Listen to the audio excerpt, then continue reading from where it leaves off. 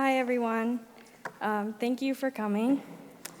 I have been looking forward to speaking at Newman Lumen ever since I began my interfaith internship at the Truett Center. For some reason, the nerves began to hit once I started writing my story. It was a constant battle in my head trying to figure out what I wanted to say, but then I realized there was only one story in particular that really explains an important part of my journey. I am a strong woman, and I used to believe otherwise. I used to go into my room and cry my eyes out, and I wished that I had the strength. I was walking through the world wishing that I didn't exist. What was going through my head was so daunting to me that I just felt that I wasn't normal. At the beginning of 2017, I was in my junior year of high school. I was the only girl in my grade that did not have my time of the month. I was terrified that somebody was going to find out and that I was going to be bullied. I held my secret out of fear, and the only people that knew were my parents, and that's how we planned to keep it. My parents decided to take me to the gynecologist, and they started me on a series of hormone treatments in hope that my period would begin. 6 months later, disappointed and upset, nothing happened. I was told by my doctor that nothing was wrong and that I had nothing to worry about, and she proceeded to up the dosage of my hormone treatments. I gained a lot of weight, and I lost a lot of my self-esteem. I became an emotional wreck. I cried and cried until my eyes were so dry I no longer had tears. I was so afraid of disappointing my parents by not being the young woman they wanted me to be. I was afraid of not fulfilling my Judaism as well. I read scripture in my childhood that told me that women are supposed to provide kids for their husbands, and I would never be able to do that. I felt this would be disappointing everyone and everything I ever cared about, and it wasn't even my choice. I fell into a deep depression, and my anxiety was off the charts. After months and months of hormones, CAT scans, ultrasounds, MRIs, the doctors proclaimed that I needed to have a laparoscopic surgery to determine the problem. I had a surgery in the spring of my junior year, and I found out that I had been right all along. I wasn't normal. The doctor spoke to me as kindly as possible, and she said, "In the surgery, we discovered that you do not have the majority of your female reproductive organs." She then said, "You have a disorder called MRKH." I was so confused at this point in her explanation. She had to explain over and over to me that I wasn't to blame for why I had this disorder. I was never going to have a uterus. I was never going to give birth to my own child.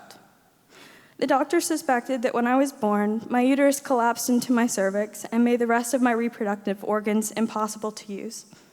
I still had both my ovaries intact, which seemed to be the only good news I received from the doctor that day.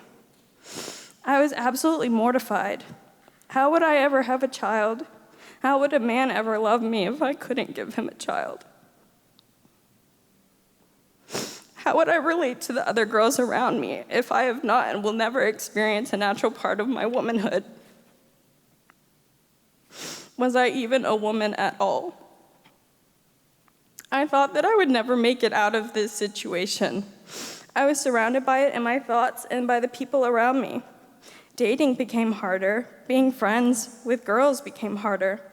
Being a daughter became harder, and being proud of myself was even harder than that. I hated myself, and I wanted to spend the rest of my life hidden from the world. It was about a couple months later, after the information sank into me, for me to start looking for ways to improve my life with this disorder. I had a few different options. First, I could choose to do physical therapy myself, which the doctor said would take many months and cause lots of discomfort. The second choice was surgery that would remove most of the damage that my collapsed uterus had caused, and I would require only a couple months of recovery. What disappointed me the most was that neither choice would give me the ability to have my own children. I attempted doing my own physical therapy with little success, so I decided that surgery was going to be the better solution. In December 2018, I had my surgery, and I was beyond excited to feel normal again. But there was still that thought in my head that pestered me. I would never have a child. After recovery from the surgery, I had a follow-up with my doctor, and I asked her if there was any way I would be able to have a child in the future. She told me that I would have two options, surrogacy or adoption. Excited to learn more, I went home and researched both options to find the result of more disappointment. Surrogacy on average costs about $100,000 per trial, and adoption costs about $15,000 just to hire the agency to find you a child. Heartbroken and lost, I decided to give up hope on ever starting a family. After weeks of failed attempts to cheer myself up and cope with my situation, I stumbled upon a Facebook support group with women who had the same disorder as me. Women of all ages, ethnicities, races, sexual orientations were coming from all around the world and could relate to what I was going through. Day after day, I read the inspiring words of these women and watched their heartbreaking success stories. They talked about adoption and surrogacy, fostering, dating, marriage, and I could go on, but the point was that they were talking about things that I thought would never be possible for me. Slowly, I realized that I am normal, I'm a woman, and I will one day have a family of my own. I am worthy of having a husband and children, and I will be able to fulfill my dreams of starting a family. I learned through this experience that I will never take anything for granted, because what we are given in this life is precious. There are so many women out there like me who had this chance taken away with them without their choice. But it is okay, because we will know that we're going to follow the same path of life with a few more obstacles in the way. I also learned through many discussions with my rabbi that giving birth does not mean you cannot be a good Jewish woman. She explained that Judaism comes from inside, not from physically observing traditions. I worked on reconnecting myself to my Judaism and realized that there was nothing to worry about in the first place. Scripture was written a long, long time ago, and not everything that was written can apply to the modern world we live in. I knew that God would not think of me differently, and neither would the Jewish community surrounding me. While I'm still grieving this loss that this disorder has caused me, there have been many beams of hope that have sprung up in the past couple of years. In 2019, I came across an article that was talking about a trial that a doctor did on a woman with my condition. In the article, the doctor had explained that they successfully performed a uterus transplant. In other words, a woman would be able to have their own child even if they weren't born with a uterus.